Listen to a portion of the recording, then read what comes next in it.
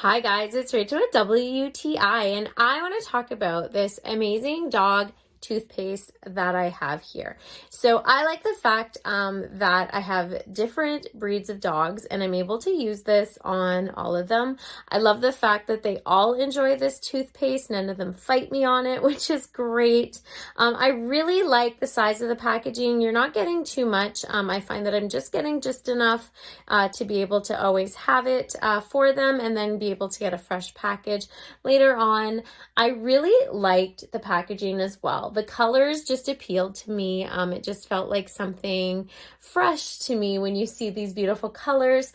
This is also made with neem oil and enzymes. So I like the fact that the cap is easy to open. The toothpaste is never drying. It's easy to just put right on a toothbrush that works for your dog.